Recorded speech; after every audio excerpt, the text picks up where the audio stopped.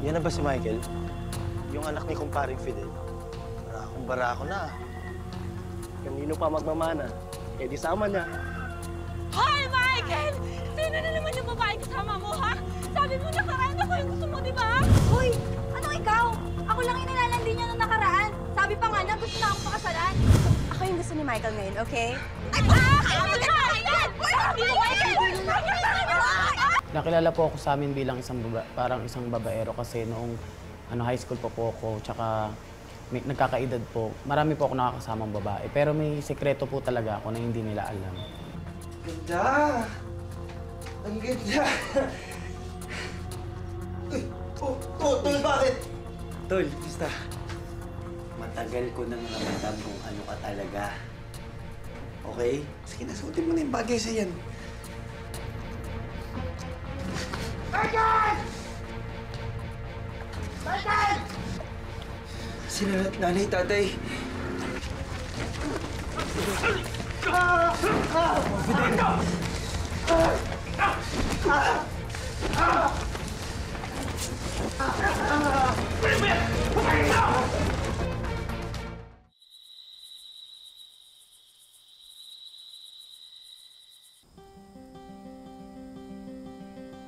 Parang bagay ah.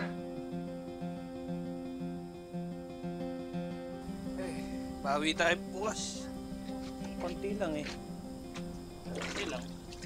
Kasi meron tayong pangkain. Ang ginagawa ng anak.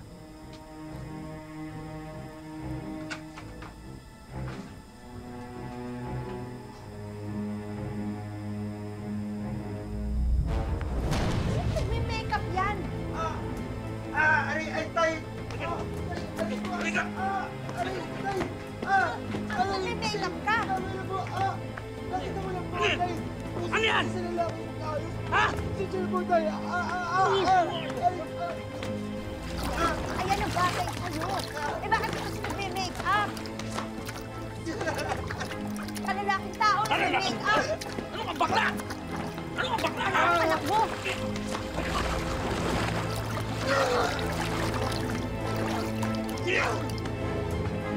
Subukan ko mag-makeup.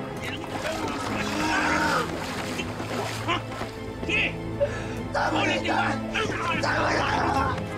Tama na!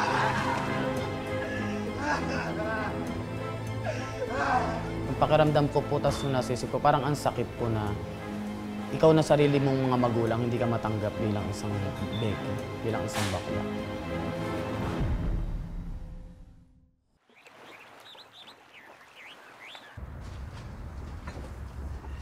Mabuti naman at napagbigyan tayo nitong si Michael na makainuman ngayon. Oo nga. Sa dami-dami ng chicks dito sa lugar natin, eh wala tong oras sa atin. Grabe naman kayo, mga pare. Kasalanan ko ba sila yung lapit na lapit sa akin? Eh, kilala nyo naman ako. Ayoko nang may nasasaktan. Kaya pinagbibigyan ko na lang silang lahat. Yan si Michael, ang dakilang babaero. Cheers! Cheers! Cheers! Cheers! Cheers! Cheers! Cheers!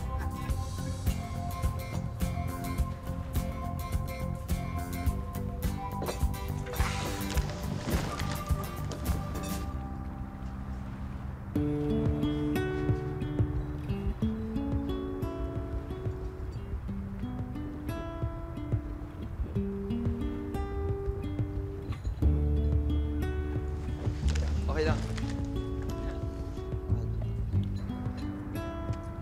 Chong! Umiinom kayo, di kayo nag-aaya Daya nyo.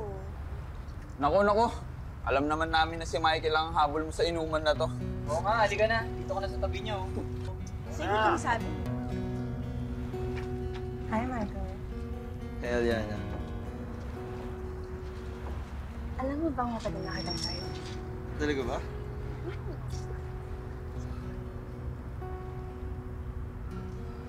Hindi mo ba ako tayo?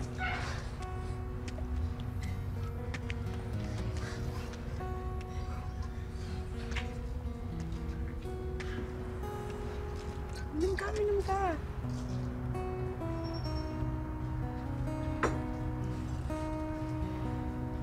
Asan yung mga kasama natin? Hindi natin Sabi mo ito yung mga yun? Ay, Hayaan mo na sila. Hindi natin sila kailangan. Kasi ako yung kailangan. Diba? Sandali, Aliana. Bakit? Bading ka ba? Anong bading? Hindi, no? Eh, di patunayan mo. Ah. Hindi ka pala bading eh. Hali ka. Yung mga naging karelasyon ko po na babae nun, talagang minamahal ko rin po talaga sila. Lamang pa rin po kasi yung pagiging lalaki ko kapag nagmamahal po talaga ako ng babae. Hindi ko po naiisip yung na gagamitin ko lang sila or ipapasikat ko lang sa ibang tao para lang ganyan. Para lang masabi na lalaki talaga ako.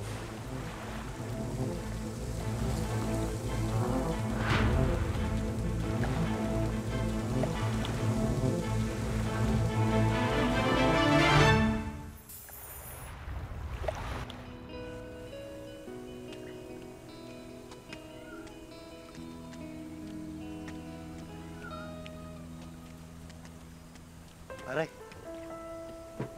Pare, yan na ba si Michael? Yung anak ni kumparing Fidel? Oo. Siya yun, pare. Barakong-barako na. Kanino pa magmamana? Eh di sama niya. Ang balibalita nga, paiba-iba ng babae kasama niya.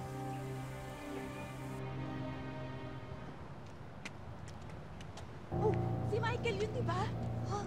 Hi, Michael! Ikaw, napaka-babaero mo talaga! Sino na naman yung babae kasama mo, ha?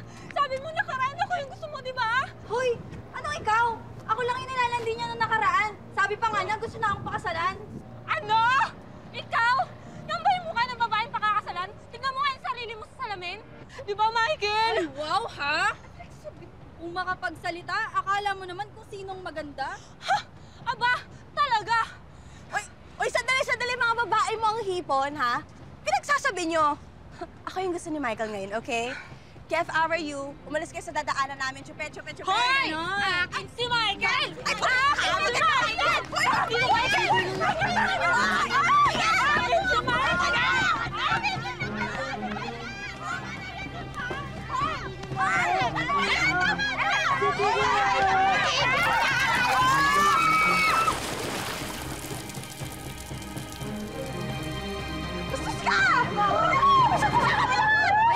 Ay, tubig lang yan ang arte nyo. Gusto nyo pa? Ingay nyo, ingay. Ano ba to? Tingin ko po sa sarili ko na parang kilala po akong babaero. Parang ang yabang po, parang ganun. Parang feeling ko, ang taas-taas ko na sa ibang mga lalaki na kilala ko.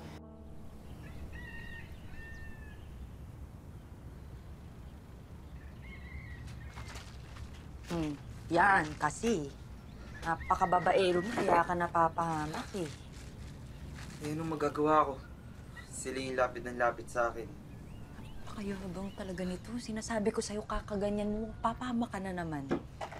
Alam mo, huwag mo na akong pagalitan. Ikaw na nga lang yung babaeng nakakaintindi sa akin eh. Pawain mo ba ako? Eh, oo na. Alam mo, aray, Sorry. buti na lang wala kang gusto sa akin, oh. At least, may malalapitan akong babae na walang mali siya sa akin. Michael. Huwag kang makulit. Paano ba to? May gusto kasi akong sabihin sa'yo matagal na eh. Ano? May gusto ako sa'yo. Pero, alam ko naman na kaibigan lang yung tingin mo sa akin. At, Diyos ko, tingnan mo naman yung itsura ko. Sino ba namang magkakagusto sa akin? Halika na, sandali. Ano yan? Sorry. Tsaka, ano ba namang laban ko sa mga babaeng nag-aabol sa'yo? Pero, yun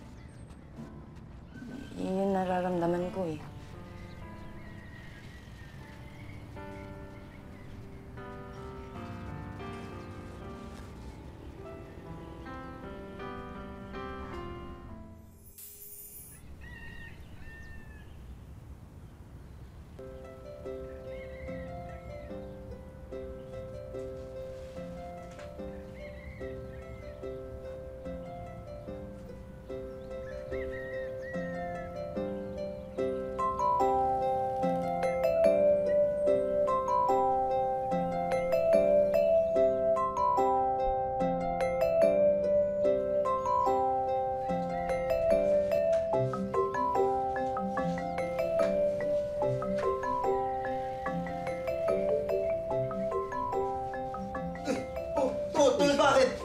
Tol, basta.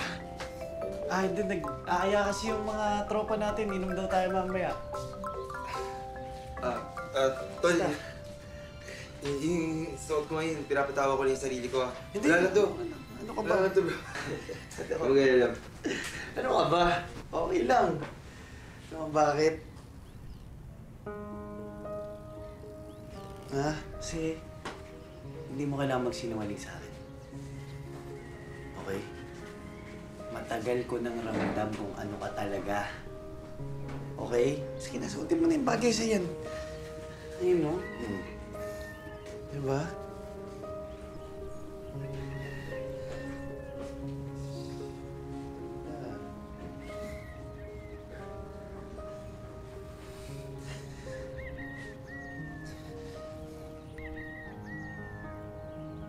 Sikreto lang natin to, ha? Please, huwag mo sabihin kina nanay at tatay. Magagalit sa akin yun.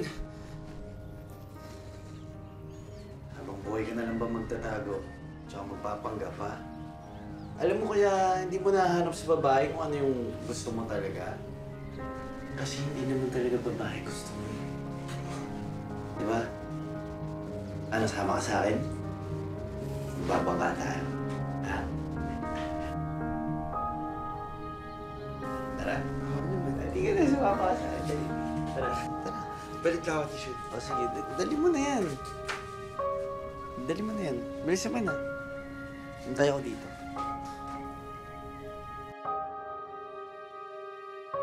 Sa dami ng naging mga girlfriend ni Michael, binansagan na siyang babaero. Pero ang kinilalang babaero ng mga tao, lalaki pala ang tunay na gusto.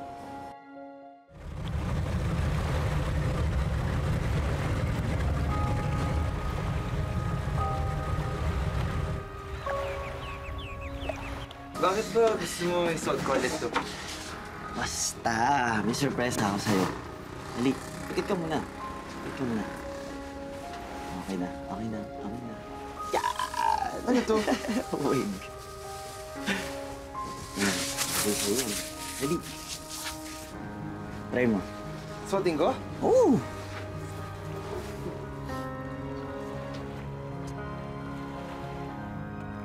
Alam mo, hiniram ko yun sa tito ko kanina bago tayo magkita. Yung tito tiyahin ko na tumulong sa amin ni Mama, mabuhay. Diba? Alam mo, mahal na mahal ko yun. Sobra. Magaling yun magaling yun magkulay ng buhok, mag-pedicure, lahat ng makikita mo sa salon kaya niya. Galing siya, sobra. Ito bagay na bagay sa'yo. Talaga ba? Yan dapat. Yan. Yan dapat. Sobrang mahalaga po sa isang tao yung ilabas mo, yung tunay na ikaw. Kasi po kapag pag nandiyan ka sa sarili mo na parang kinukulong mo siya, parang ang hirap. Sa paglabas ng sikreto ni Michael, matanggap na kaya siya ng kanyang mga magulang?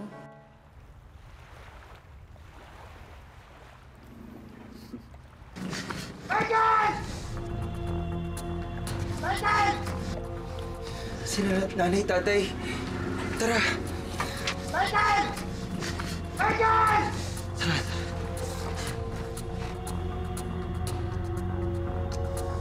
Mang Fidel, huwag niyo po siya saktan. Huwag ka makialam! Please! Huwag ka makialam! Ligan! Fidel! Mang Fidel! Tama na po, please! Huwag ka makialam!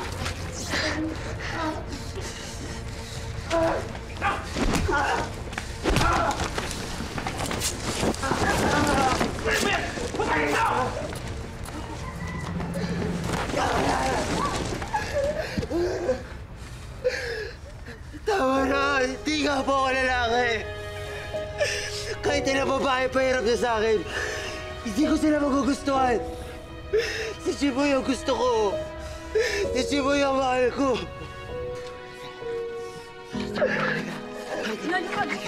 Anak ko, sa ayaw at sa gusto, magpapakalala, ikakasal ka sa babae! Tama na!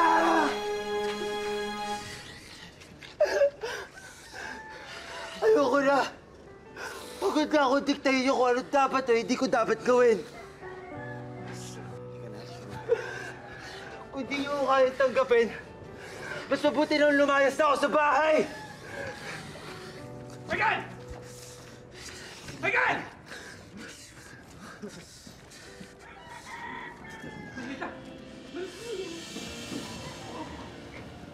Nay?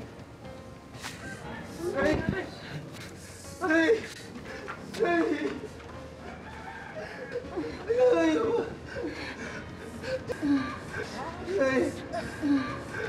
Nay! Nay!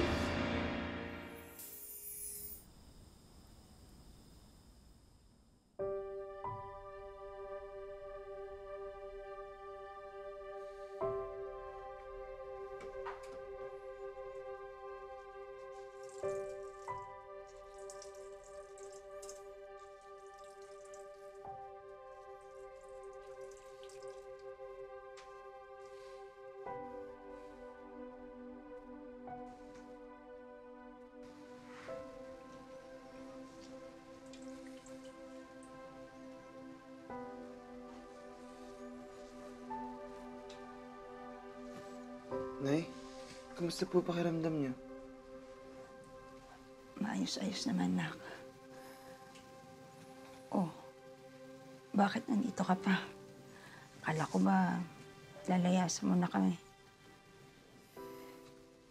Kahit ano namang pag-awayin natin, Nay, hindi naman mababago siguro yung katotohanan na magulang ko kayo. Anak niyo ako. Gusto ko, pagtanda niyo, ako pa rin mag-aalaga sa inyo, Nay. Pasensya na, Nay, Di ko kaya panindigan yung gusto niyong maging ako. Maton, barako, lalaking lalaki, babaero.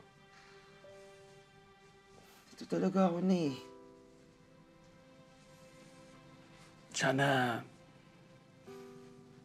huwag mong isipin na sinasaktan kita dahil gusto ko lang. Ayoko kasi dumating yung panahon na pagtampulan ka ng tukso. Ayaw namin ng nanay mo na mapahiya ka. Pahiya ka ng ibang tao. Kaya pinipilit kitang maging lalaki dahil ayaw ko mangyari sa'yo yun.